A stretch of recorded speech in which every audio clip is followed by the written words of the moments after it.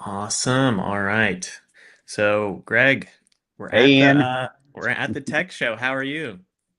I'm absorbing a lot of information and I'm seeing a lot of friends. This ABA Tech Show. Somebody asked me what my first tech show was, and I actually know what it was. It was in 1996. Mm. And I don't know how many I've been to. I didn't always come, although the last several years I come every year. But that was a year that was shortly after I started immigration. I started my immigration practice, and I had written a book for the ABA that was coming out that year on internet marketing and Hmm. websites and how to actually what the internet was and how to actually like design a good website, which was a that book. I did like four editions of that book. But anyway, that was coming out that year and the ABA was the publisher. So I figured I probably should show up for their like marquee technology event. And Hmm. I think I might have even been, no, as an next year I was a speaker because the book was already out. But that was like that was exciting. That was pretty exciting to at the time. And now it's like they go, oh, website. So that's not particularly an exciting thing. But that, believe me, they were like that's all they wanted to talk about was So in, ni- websites. in 1996, the ABA Tech Show was all about the internet and getting on the internet and Get that. getting right, getting get surfing in cyberspace. Wow. Whatever. They yeah, that was all the thing, which is now it's like all AI on Yeah, here. and It's sort of like 20 I years later, 20 years later, it's all about how to get the lawyer off of the internet and let some sort of automation take care of everything for you. there was a session today about using AI to like write your online content, and I was thinking it's like now we have really come full circle on there. There's so people are so bored with the whole concept of like websites and social media sites and all that that they're just trying to offload it to AI. Yeah. Well, Greg, yeah, for anybody coming in, just to set the scene, we've got you boots on the ground at the ABA Tech Show in Chicago this year. Yeah. If anybody has any questions about anything that you're seeing, I'll encourage them to use the chat. All right. Um, Well, and I'm um, doing this on my phone, so I don't see things the way I usually do when I'm so you may have to tell yeah, me that there's a question in the I'll chat. let you know when if questions pop up. We would love to answer any of those for anybody. But yeah, this And is a boots on the ground edition, I may, and brought to you by I might do B12. I might do a walkabout at Yeah, some we might point to do a kind of show you walkabout. Sees. show you what this place is like because a lot of lawyers watch this and there actually are several immigration lawyer friends that are here. There's probably at least 10 of us that are here. And I was just talking to Reed Trouts from ALA, who, as everybody knows, Reed, that about it, and Charity Anastasio from ALA. I think she spoke on three different panels. I don't know, like that's like Mhm. crazy how much work she has to put in. But there are, and Ruby Powers is here, and she spoke on a couple panels. Ruby's actually the chair of ABA Tech Show next year which is like it's cool. I don't think there's ever. She might be the first immigration lawyer ever to have that role, so that's kind of exciting for her. Yeah, absolutely. And yeah, I know she did a speaking event over there. Did you get a chance to visit her talk, or did you miss that? I didn't get to her talk because there was one that was competing with it that I needed to get to. But I did spend a lot of time with Ruby, just kind of talking in general about. I don't need to go to Ruby's talk. I'll just ask her my question directly.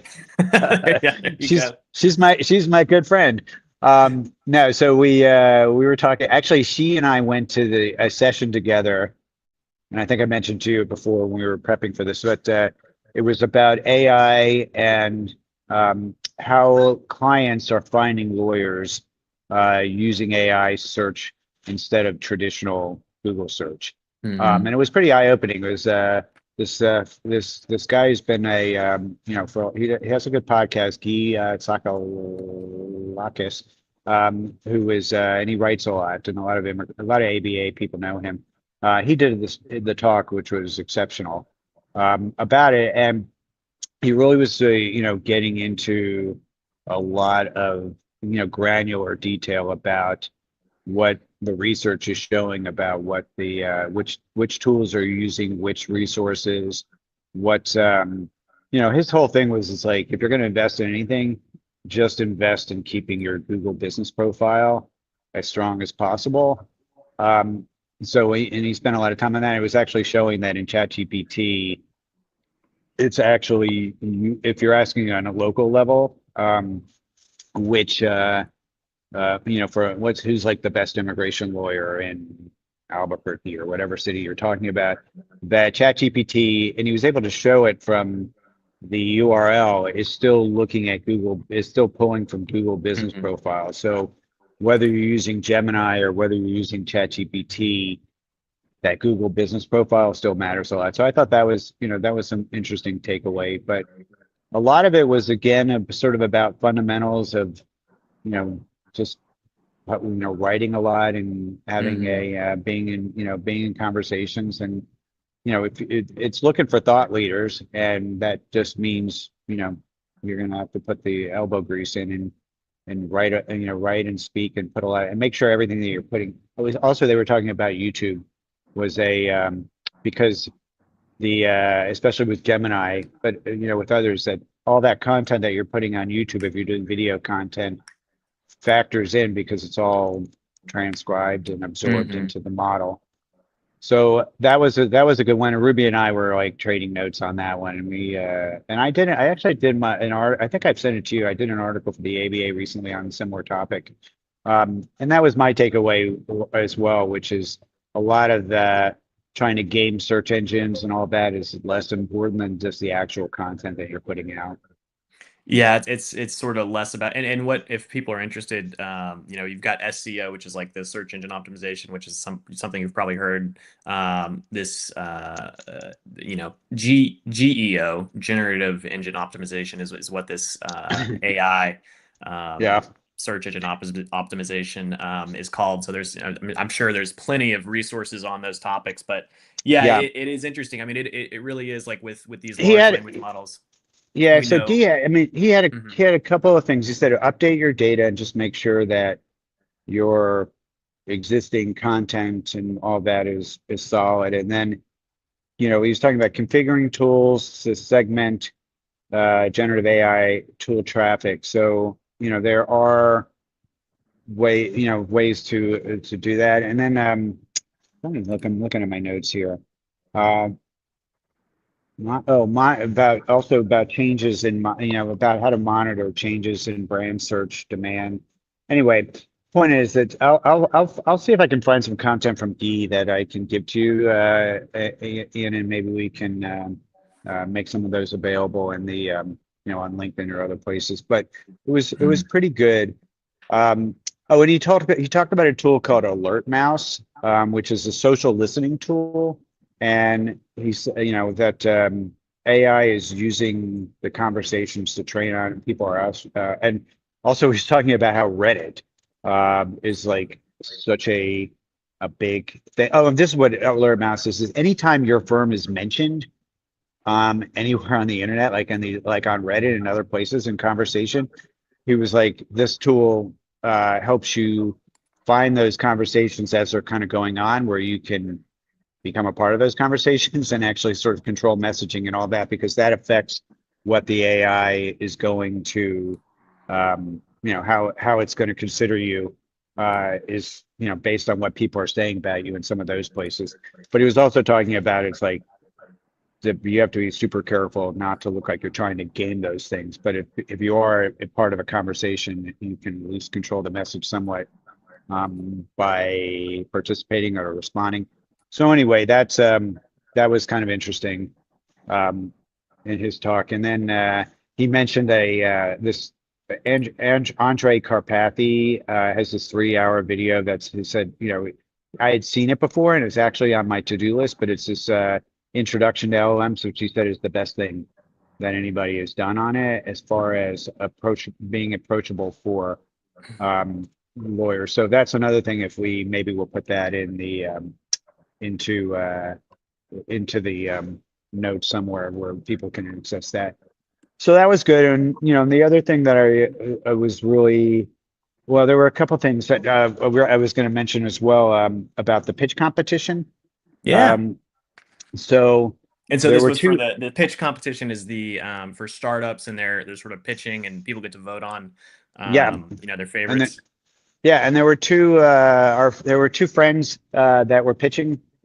So basically, they do this competition every year where it starts out with a broad group. I think they had 40 entries for the to pitch, and then they select 15, and they do their pitch from the stage, and it's a big audience that they have for it. And then at the end, and you get like 3 minutes. I mean, it's very short, but you get a at the end the audience votes on their phones or whatever for it. And so Legal Bridge was here, a tall from Legal Bridge, which is they're doing case management and some drafting. And then and it's a lot of people in ALA may know Atal. He did the ALA pitch. And then Candle AI, Hmm. which of course we just did a program with them the other day. And I'm very excited because I got my Candle AI set up in my Outlook for the Mac and for the Mac, and I started getting to play with it Hmm. the in the last couple of days on there. But Candle was pitching, and um, Carl from Candle did a great job, and they actually finished second. So if you think that there were 40 companies that started in this competition, those guys ended up second. That's a Hmm. pretty good testimony that their product is appealing. So, and they're here. They have a full on booth, and they so I've got to hang out with the Candle guys some. Um, And and for anybody who doesn't know, what is Candle's sort of what are they doing? And yeah, obviously, we did a whole program with them last week. So if you're interested in that, you can find that on our YouTube page. But yeah. they've got a really interesting product.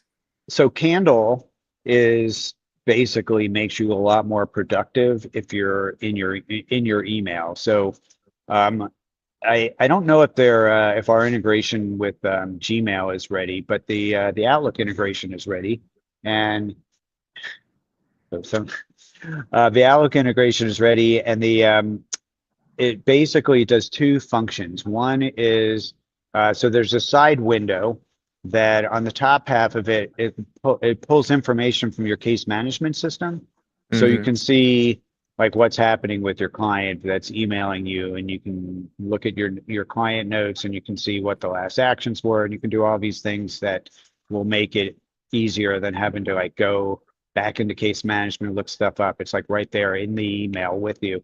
And then Right. the lower half of the right hand window is where we integrate, and it so our Visa will analyze the email. It'll give you a assessment initially. Then you can go and get the much longer memos that people are used to seeing in Visa with the footnotes and everything like that. And then it will help you based on that draft and email reply that you can then paste into the email. So you can do everything. I've been so used to basically like cutting and pasting emails into the chat window in Hmm. Visa, and it was like, this is going to be super helpful to have this all in this one place within the email itself. Um, so it's a very useful tool for people that live in their inboxes, which that's basically like most of my day is spent. It seems like Yeah, it's a not lot of most of it. lawyers are spending a lot of time in their inboxes. Yeah. So this should make make things a lot faster for the lawyers that are constantly flipping around between products and trying to figure out, basically, it's a nightmare for ADD people, and that's me. So it's a this will make things a lot easier where I can just basically stay focused on just plowing through my inbox. Yeah, and we obviously, so I mean, Visalon and Candle AI, we're integration partners now, and so anyone who's an immigration lawyer, this is probably a really good time. I went ahead and put on our YouTube chat a link to a Google form where you can actually request early access, and we have a promo going on with Candle AI. So if you want to get in early on that, if it sounds like you want to spend less time in your email box, it's a good opportunity to probably get on that and get a good deal while you're at it. So you can put that there. You can also look up the article that we have on our blog on Yeah. visalaw.ai/blog with Candle AI, and you can find the link there if you'd like to learn more about it and get some access to it. But yeah, so that's really great news for the Candle AI team, and happy for them. And so outside of that, on the floor, outside of for the, these past 2 days, is there anything that's caught your eye as far as just interesting new tech that maybe we haven't seen yet? A lot of AI, obviously, Yeah. a lot of case management out there, but what else are you seeing on the ground? Well, I mean, it is there's always a lot of startup companies that are here. And there seems to be a lot of interest in sort of like using AI to take traditional functions that are really kind of tedious. Like one that, I will flip the screen around. I was trying to show you what the hall looks like, but um, there's a friend of mine over here, Nancy Chang. I don't actually know. I don't know if I want to surprise her, but it's she has a company called Billables.ai, Hmm. and Billables.ai basically. So this is a subject for immigration lawyers. Most immigration lawyers flat bill. But they struggle with trying to figure out what the proper flat price should be because they don't really measure their time. Um, and it's a struggle on there to figure it out. They sort of like look at what the market is for it, but they really don't know which of their processes are profit centers and which are not because they don't really know on average how many hours it takes.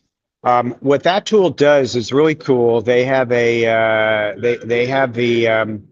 AI basically plugged in. They have their tool plugged into your Outlook. It's plugged into your browser, Chrome browser. It's plugged into your Zoom. It's plugged into your Adobe.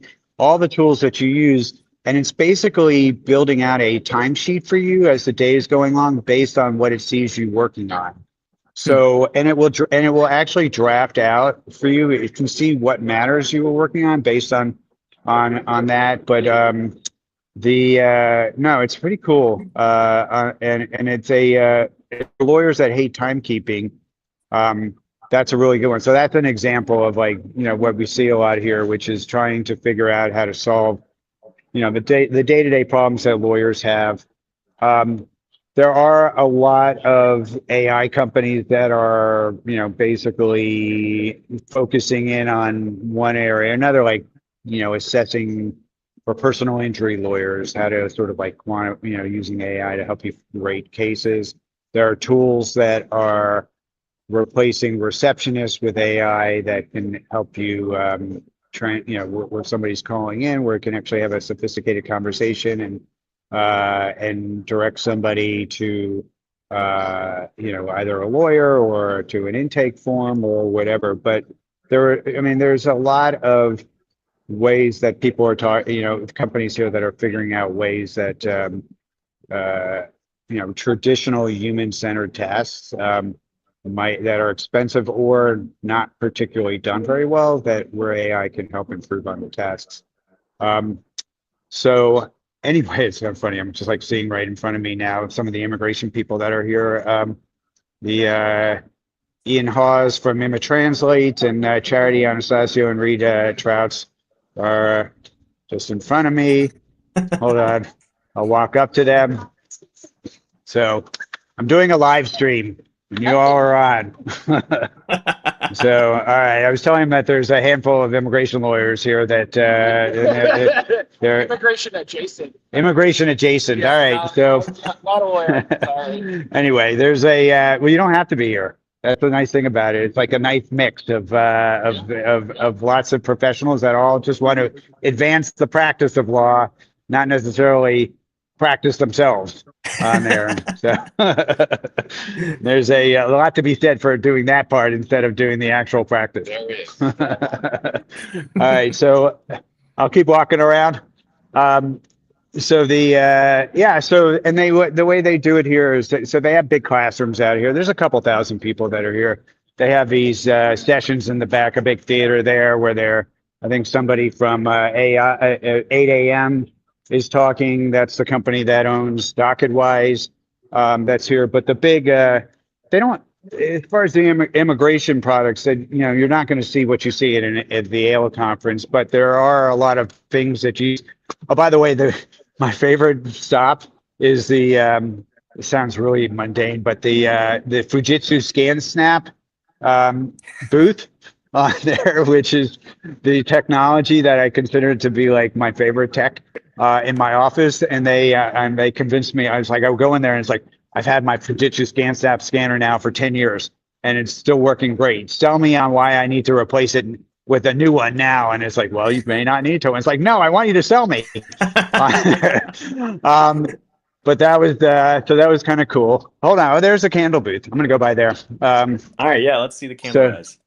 We'll go talk to Jeet. He's got a prospect there, so I'll probably leave him alone and not make him talk too much. But I will tell him.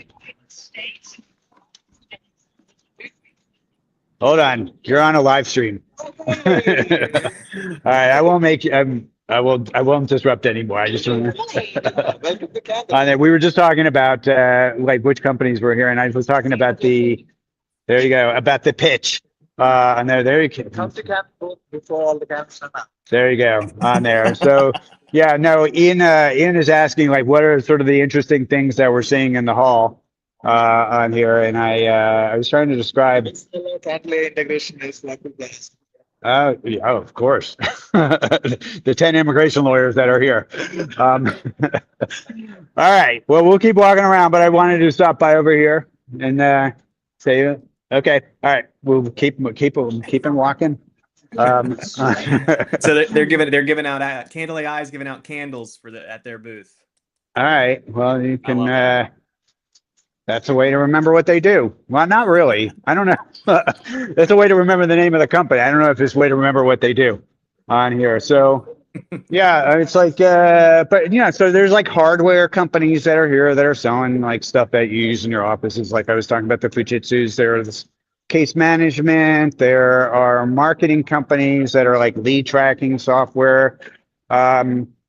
It's just sort of a mix, and you kind of remember this is aiming at the entire profession, not just the immigration lawyers. So there's a lot of stuff in here that, a lot of stuff about finances on here, like billing and timekeeping and all that kind of stuff. But it is it's big. They have I don't know, they have 7 aisles that are each one of them has probably got 50 on each aisle.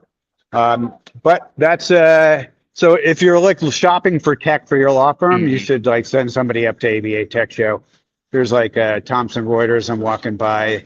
Of course, for your law library and all that, they're a big one, but they're not unlike they sell a lot of books, but here they're selling co-counsel and legal research software. So that is that's the walkabout. I'll head back over to where I was starting.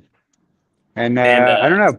So for anybody who hasn't gone to an ABA Tech Show, do you recommend people go to ABA Tech Show? Is it really just if you're shopping around for maybe case management or whatever it may be, maybe actual tech in your office, or is it even worth it just to go? It's good. It's good to go for the educational sessions are really good on there, and they get into like the futuristic stuff like AI and all that. But one of the best sessions I went to was an advanced Adobe Acrobat session.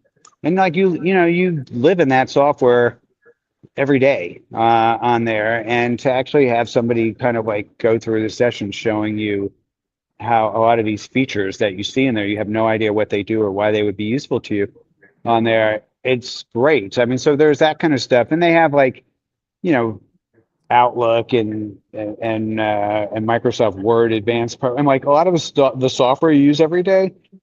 They have I don't know, they probably have 100 panels here on different topics. So, it's not just AI.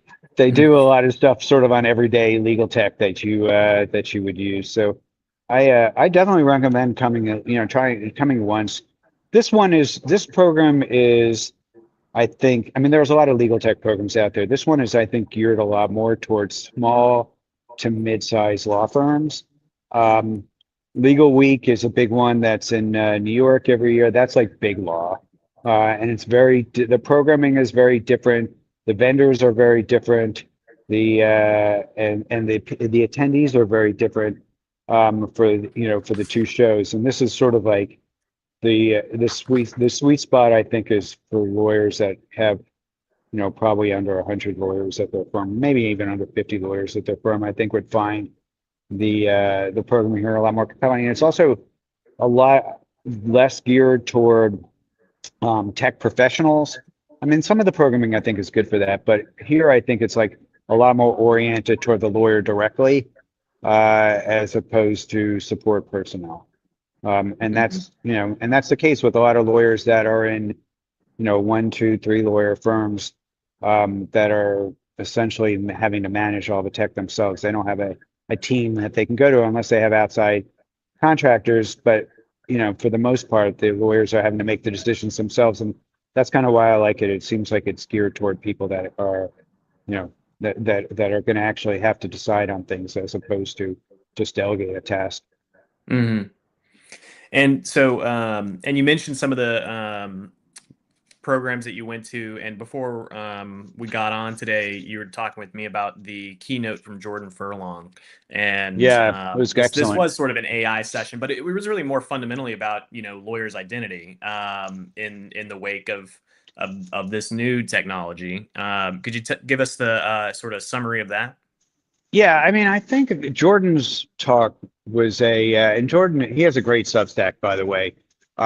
He he's a It wasn't as much a tech talk as it's sort of like a, he's more of like probably philosophy than tech on here, but he was talking about where the title of the talk was the de-lawyerization of legal services. Um, and it was sort of like, talking a lot about what I think people feel happening already, which is a lawyers maybe, with AI being viewed as a substitute by a lot of the public and displacing lawyers from a lot of the traditional roles of legal task performers and legal process overseers. And it's going to be a while before we're at that point, but it's gradually trending in that direction, of course. And he was talking about the identity crisis of what are lawyers for, how will lawyers develop in the future, what are lawyers going to be doing in the years to come. And it was really kind of fascinating. And a lot of what he was focusing on were younger lawyers, and sort of the bind society is going to be in when, first of all, a lot of law firms are seeing, well, like if I have AI, I don't have to, I mean, I can have fewer associates. And if I have, when there's fewer people training, he's talking about sort of the inculcation of legal knowledge and judgment that you get through the typical training process. And a lot of that's going to go away. And a lot of what he was talking about was basically sort of rebuilding the profession, to forge a new professional identity that is, with lawyers that are seen more as advisors and advocates and people that sort of accompany you through every step of the legal process, but not necessarily viewed strictly from the perspective of legal task performers. He talked about lawyers being, more viewed as the civic lawyer, gaining meaning through service and being, we're starting to see this as well, like even like in Minneapolis and with immigration, where lawyers are sort of the sentinels in society that are advancing the public good by defending the rule of law, speaking out in support of civic norms, upholding constitutional values.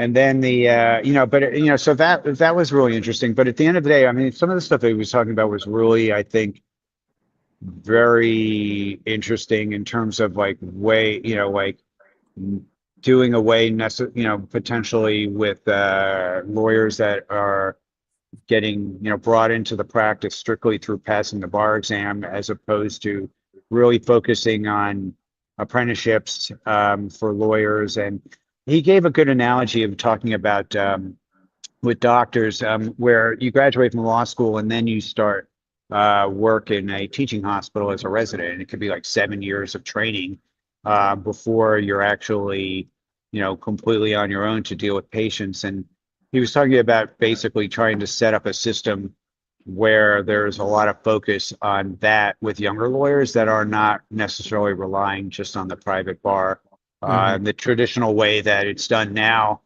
And that was all really interesting food for thought. I think the that we'll definitely have to see. I mean, one thing that was kind of exciting was he thought that there would be a resurgence of law students hanging their own shingles and becoming solo lawyers as opposed to going.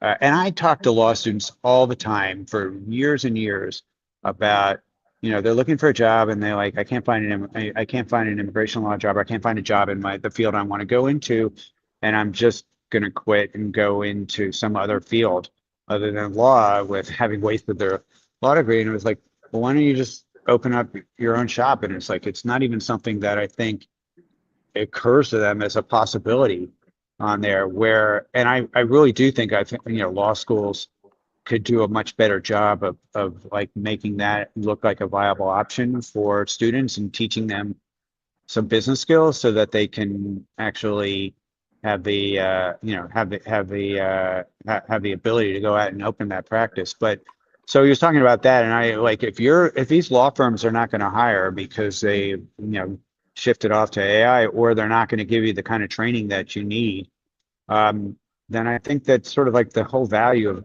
I mean, obviously you need to pay your student loans off and you need a job, but there will be, but also that, I guess that feeds into this whole thing of maybe law school, the traditional structure right now that people are spending all this money on law school. Maybe we, that's not the only pathway, and that there are other ways, especially for people that don't want to get into major debt in order to be able to get into the profession. So that it was, I mean, I was taking, a lot of notes, and I was listening closely as well, to what he was saying. But I think he, gave the audience a lot of food for thought about, not so much how AI is, doing all these positive things. And he was positive about AI. I think that a lot more people have access to, access to legal help than they did. But he was also sort of saying that doesn't come without a cost. And that's something that the profession and society is going to need to think about, of how we, how we balance that. Yeah, and I've got his Substack up here, and I'm sharing that. And one of the things from an October essay that he wrote, called "The Three Core Attributes of Tomorrow," in it he says lawyers learn the technical skills of this profession throughout law school and continue to hone them in practice and in CLE programs, but relational legal skills are all but ignored in lawyer formation, are difficult to acquire through postgraduate training. This was already an unfortunate shortfall for lawyer formation before AI, but it's going to be a fatal vulnerability after it, which is something that we've discussed, and so over several different conversations about, just how important that sort of personal relationship is going to become once these legal AI tools are so much more capable. He also notes that he worries about, he goes on in this essay to talk about the ability that generative AI has in the future to actually take on sort of a sympathetic, empathetic tone, and can actually deliver some of these things with clients as well. Yeah. Um, but yeah, it's a very interesting essay, so I encourage everybody to check out Jordan Furlong's Substack. He's got a lot of really great issues on this, since this was from October last year. So maybe maybe we know how quickly things change. So maybe things have changed as well as he's um, done this. But yeah, check out that Substack. It's a very he's got a ton of stuff on here. We'll have to see if we can get him to join us on ILTC here soon. Anything else from your observation that you've been on the floor talking to people? What are people talking about? What are they excited for this year? Whether that's implementing AI or their new scanners that they're never going to have to throw away.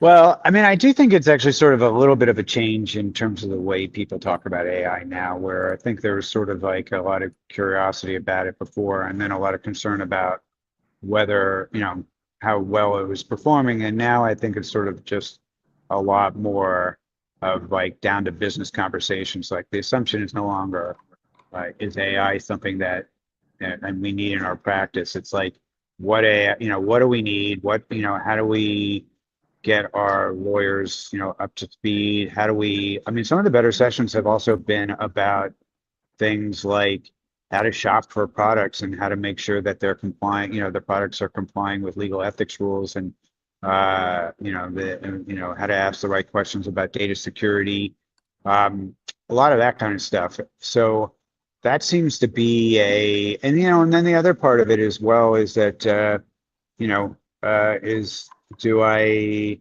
need, our legacy products that are starting to incorporate AI, is that the way to go, or to look at, completely brand new products that are in the space that are built from the ground up with AI versus trying to get a product that's been around a while to work the way you want it to. So it is, they're not all about AI, but that is definitely dominating the conversation again this year, as it has for the last 2 years, Yeah, 3 years. it probably will continue for the foreseeable future at this rate. Um, well, have you enjoyed your time? You've been in Chicago. What, this is your are you Oh, third day? I got something fun happening tonight on there. So I have two daughters that live in Chicago. One of whom is a University of Tennessee graduate, Go Vols. and go Vols on there. Yeah, I'm normally like talking about how excited I'm about Vanderbilt, and in about an hour, the Vanderbilt women are their game starts in the Sweet 16 down in Dallas, but in the men's tournament, Tennessee is playing in Chicago tonight, Oh and yeah. and I will be there. Awesome. I will get to first watch the Michigan Alabama game, Mm. and then the UT Iowa State game after that. So I have never been to a Sweet 16, and it's been probably 20 years or more since I've been to an NCAA March Madness game. So I am very excited about that. I'm in the right place at the right time. I did not plan for that. I'm here anyway, but I am very happy. So go Vols. Go Vols. How serendipitous. That's awesome. That's fantastic. Yeah, that'll be a lot of fun. I don't know if you filled out a bracket or not this year. Now, I never do the bracket when I have teams that I like that are in it. Only when my teams have all basically crashed out before the tournament, I do it because I'm like, I can't be objective and I don't want to lose money. That's super fair. I've put up on the screen a QR code. If you anybody wants to request the notes from today, we'll compile those, put those in an email that we'll send out at the beginning of next week, just on everything that we covered today. Outside of that, I don't have any comments from anybody. So, Greg, is there anything else you want to wrap up with today before we leave off, and I'll let you get back to the floor of the tech show? Nope. We'll talk next time. All right. Well, this was fun, and we're coming up on an Easter break, so I'll just let everybody know we will come back on April 13th, which we're really excited about. We're gonna have a guest with us, Colin Levy, and I'm really excited to talk to him about. He's got some really fantastic think pieces. You could find it on LinkedIn about the legal profession and AI and AI usage. And that's going to be a really great conversation. I hope you're excited for that, Greg. I am. Yeah, I've known Colin a long time, so I think we're good. I think folks will enjoy hearing what he has to say. Absolutely. So be on the lookout for an event link to that for April 13th. And other than that, we appreciate your time, Greg, and hope you enjoy the rest of your time at the ABA Tech Show. All right. Bye, everybody.